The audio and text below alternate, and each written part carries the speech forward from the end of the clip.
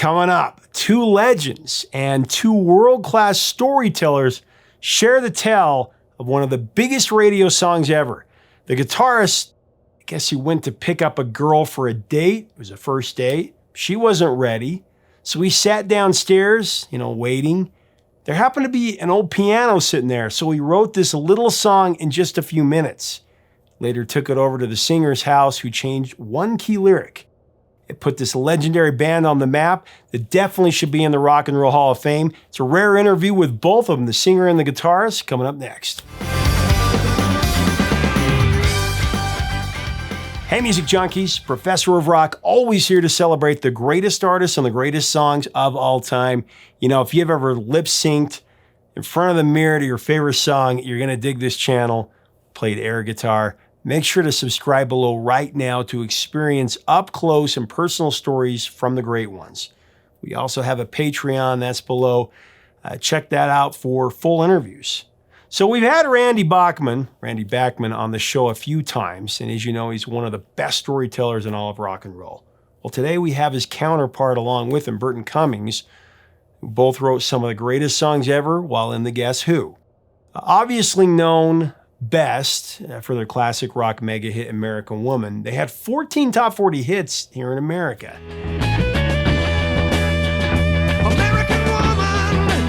First, the band was called Chad Allen and the Reflections. It's before Burton was part of it. They recorded their first song by going into the studio and paying the janitor $35 to go take a nap so that they had full reign of the studio. So they recorded a cover of a song by Johnny Kidd and the Pirates called Shakin' All Over. Shakin' all over. So when they sent it to the record labels, one in particular loved it, and they wanted to release it immediately. This label told the band that they had to change their name because there was already a group with the name The Reflections.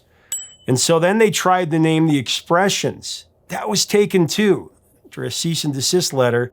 According to Randy Bachman, when their label sent their single Shakin' All Over out to radio, they put it on a white label with the name Guess Who below it. That's how they got their name. Also didn't hurt that there were some rumors starting that the Guess Who was a mystery supergroup that had Brian Jones and George Harrison in the band. This led to their first hit, and then Chad Allen left the group, and they stole Burton Cummings from a rival band called the Deverons, which that broke up the only other great band in the area. So this band got together, they started writing music and getting the band in place and ready. And that's where our story really begins, with both Randy Bachman, and Burton Cummings sharing the story of the song that put the Guess Who on the map. Has become one of the most played songs in radio history, These Eyes. These eyes. And it's got such a great scene and super bad. These eyes are crying. This is such a cool interview. Like I said, if you've ever seen a Randy Bachman pieces, he's just simply one of the greatest storytellers in rock and roll. Before we get into it, I do have to say it's such a load of crap that these guys are not in the Rock and Roll Hall of Fame. The Guess Who. I mean, simply one of the greatest bands of his time. Bachman and Cummings, one of the greatest songwriting duos ever in rock and roll history, and they're not in. And Randy Bachman had so many hits, the Guess Who and BTO, and Burton Cummings' incredible voice. Rock and Roll Hall of Fame should be ashamed of themselves. Now, as we go into this interview, I especially want to thank our sponsor, Zenni Eyewear, the glasses that I always wear on the show. If you are in the market for a new pair of glasses, or your kids or somebody in your family, whether it's prescription glasses, sunglasses, reading glasses, even progressives, Zenni has you covered with the best variety out there for the best price for sure. Right now, you can design your own pair of glasses, complete pair of prescription glasses for $6.95, and they deliver them right to your door. Check it out at the link below and tell them Professor of Rock sent you. Here's Burton and Randy. Burton had just joined the band, the Guess Who, and in joining us, he broke up his band, the Deverons. So all the Deveron fans were really mad at us. They're throwing raw eggs at my house, toilet papering the trees, like vandal, like not real vandalism, but mischievous vandalism. So we left Winnipeg and went to Regina, Saskatchewan for the summer, just to play gigs so Burton could learn our songs. We could learn each other's habits for traveling, and you got to get together in a band like a team. And we had a couple of nights off. And Joni Mitchell was playing. She had just married, her name was Joni Anderson. She just married Chuck Mitchell. She was playing there at the 4D, the Fourth Dimension, a coffee house. Joni and Chuck Mitchell, the new dynamic duo from Canada. And this woman, Joni Mitchell, is like Gordon Lightfoot. She's like Bob Dylan. Her guitar has weird tunings like jazz piano. She got a bird-like voice. She writes great lyrics. She's the next big thing out of Canada. So we go to see her that night. It's a sellout. Only holds 120 people. It's a little coffee house, but there's a table at the front that says reserved. The whole place is sold out. I'm sitting there at the table with the band. And at the reserved table in the first song, in walks two girls, really good looking girls, a blonde and a brunette. And all the guys are going, whoa, whoa. And I'm going, whoa. I'm a very shy guy. So I say to my road manager, who's the ladies' man, hey, Jim, can you go sit at that table with those two chicks? And if you get lucky and they let you sit down, call me over, introduce me to them, find out their name, obviously, introduce me to them, and then leave. And just talk to the blonde and not the brunette. He says, okay. He calls me over. I sit down. He leaves. The show's over. It's a great show. I said, can I take you home? And they say, yeah, we're sisters. We're going to the same home. So I take them home, and I get enough bravado to ask the brunette, who's gorgeous. She was Miss Regina Rough Rider at the time and a beauty queen and really a beautiful lady. And I say, can I take you out tomorrow night? So I have a night off. We'll go to the movies. She says, okay, pick me up at 7. So I go there at 7. She's not ready. I'm in a room with a little piano, a couch, and a plant. There's no radio, no TV. I'm sitting there bored, waiting for her to come downstairs to go on our first date together. I drift over to the piano. I sit down. I go, boom, boom, and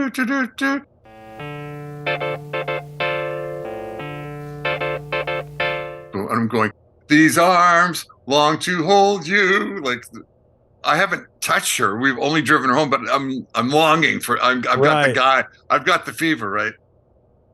And later on, so I kind of write these arms at the time. I show it to Burton. He goes, "You can't start with arms because there's nowhere to go after that."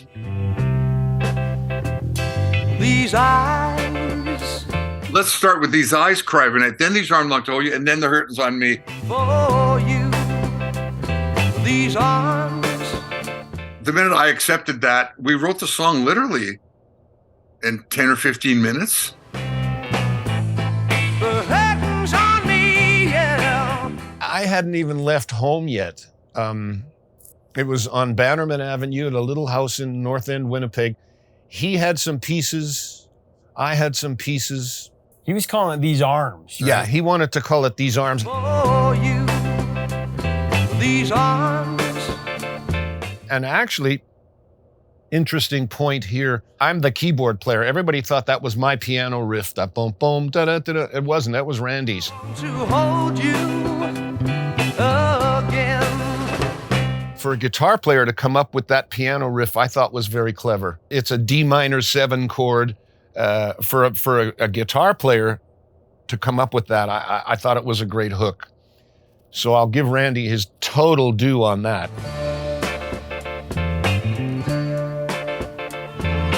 But his lyrics weren't all that great. I always make a joke about it on stage. I say, well, you know, Randy had some pieces and I had some pieces and we squashed all the pieces together. And then I refined his rather mediocre lyrics. I mean, I make a joke about it, but Randy and I were pretty good at squashing stuff together. Right. We never worked that hard on writing songs, not really. Another one was No Time. Yeah. He had that great riff, you know.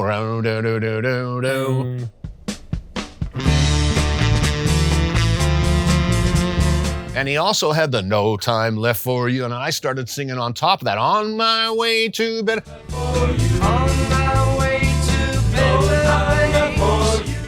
It's just one of these things. Between Randy and me, it was always like this. You spoke it,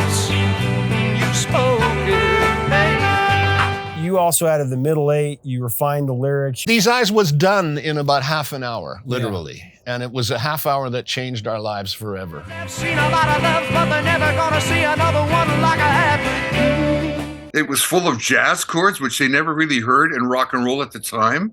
Major 7th, minor 7ths. When it goes to the da-da-da-da-da-da, it's an F major 7th with a G bass. Nobody ever did that at the time. It was like really a weird song. which now sounds so natural. Seen a lot of loves, but they're never gonna see another one like I have with you. And it was recorded by Phil Ramone at A&R Studios in New York City. It has beautiful string arrangement. Burton was 17 or 18 when he sang that.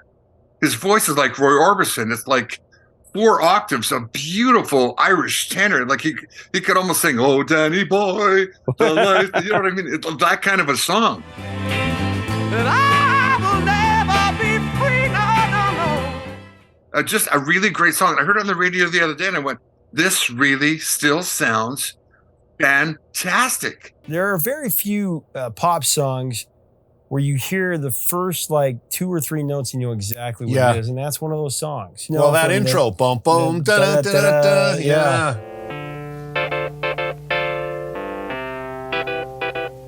You know what was a thrill for us? The very year ours came out, 69 in the States, radio was still very segregated, and ours, being white boys, you know, homogenized white boys from Manitoba, it never would have been played in a lot of the urban areas. The very same year ours came out, Junior Walker and the All-Stars. Oh, I know. Took it to number 16 on the pop and number 3 on the R&B. Cut it on Motown. Oh, these eyes.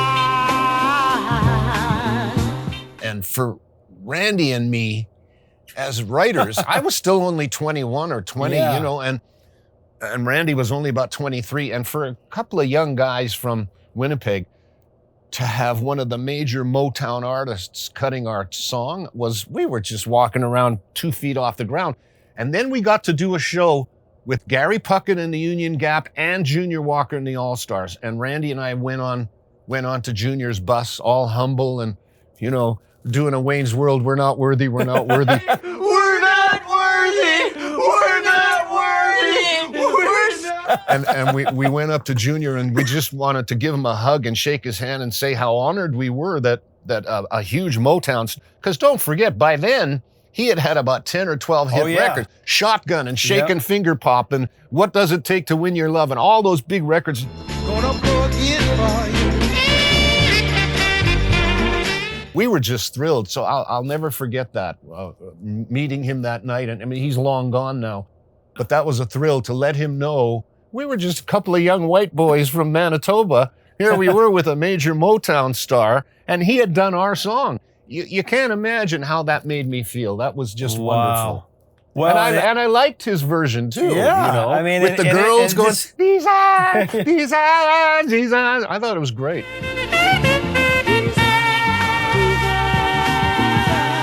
And it went to number 3 on the R&B charts. Yeah. I mean, to have a hit on the R&B charts, because you know what else was cool about that is is certain stations started playing the 2 versions back to back.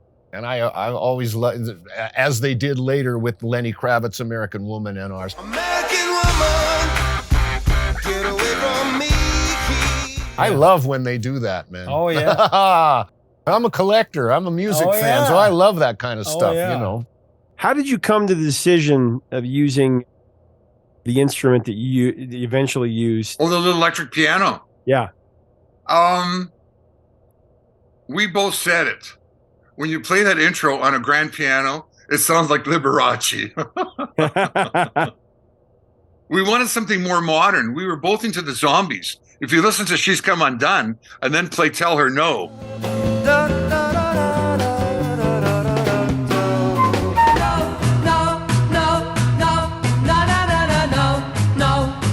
Okay, you know what my influence was there. Oh, so yeah. Burton would play these piano solos. So we were into the Zombies that played that Honer pianette thing. So to put the little vibrato on it, boom, boom, it was a signature beginning.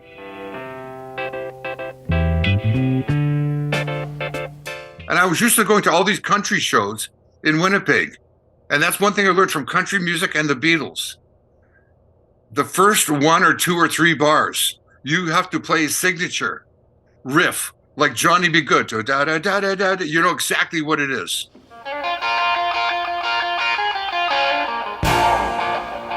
Hard Day's Night, brang. You know exactly what it is. It's one chord.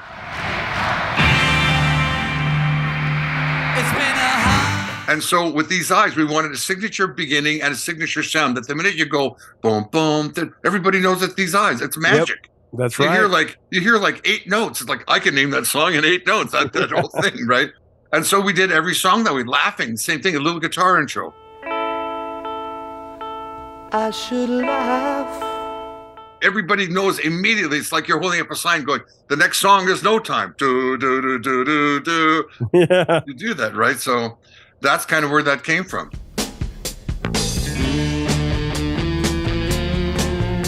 When you guys wrote it together, were you thinking of anything in particular when you wrote it? Were you going through some kind of... These Eyes? Yeah. No, that was all hypothetical. All hypothetical. I was too young to have gone through any heartbreak yet. Right. You know, when Stand Tall and Timeless Love and that stuff came along later, I had already been to the beach and carried the baggage. So, don't you fall. But at that time, that was hypothetical. Randy had just gotten married, I think, and we weren't, Yeah. It was just purely hypothetical.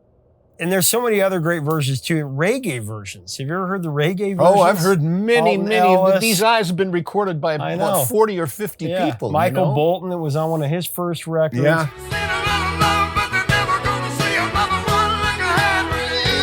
Hip hop guy Maestro did it. Yeah, I forgot about that. You're Yeah. right. Stro. Yo, brothers ain't seen what I've seen in this game, son. Angie Stone too has a great version of it. These eyes have seen a lot of love, but they're never gonna see another one like I had with you. What was cool is when they used it in the movies. They used it in Stay. Then they used The it. best was Super Bad. I know. Michael Cera. To get to that party where the bikers are, and they're gonna beat the hell out of him. And his friend says, "Don't hurt him. He's a singer." He's Jimmy's brother, the guy, the singer. He's the guy with the beautiful voice. I was. And one of the bikers says, "Well, and if he's a singer, let's hear him sing something." And he sings These Eyes, but not just a line or two. Yeah. He actually gets to the bridge and he starts going up. These eyes, I've seen a lot of them. And he keeps going up. And you broke it. You broke it. I haven't met Michael Cera yet, but I'm going to give him a big hug when I do. That was I know. fantastic. Iconic moment.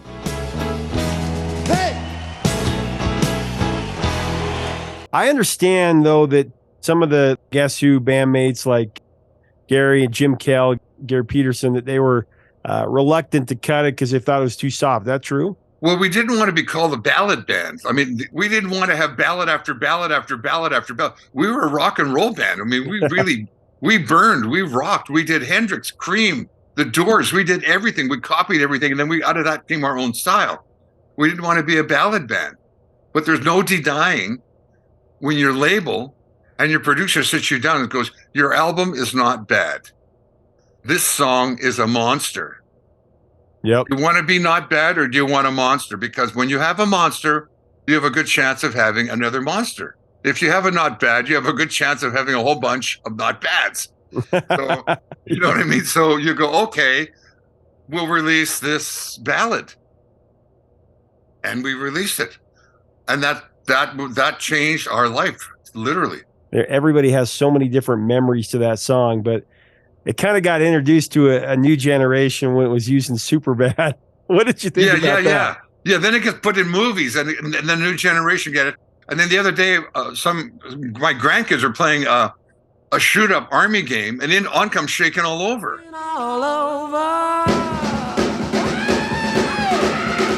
So all these songs are being recycled over and over and over, and it's really cool. And then like Lenny Kravitz doing American Woman in Austin Powers, these things get recycled, and a whole new generation discovers them, right? So it's really cool when that happens. Hey, thanks so much for watching. Leave us a comment about this memorable classic from 1969 and the Guess Who, the powerful pipes of Burton Cummings, one of the most underrated singers ever, and the guitarist solo Randy Bachman.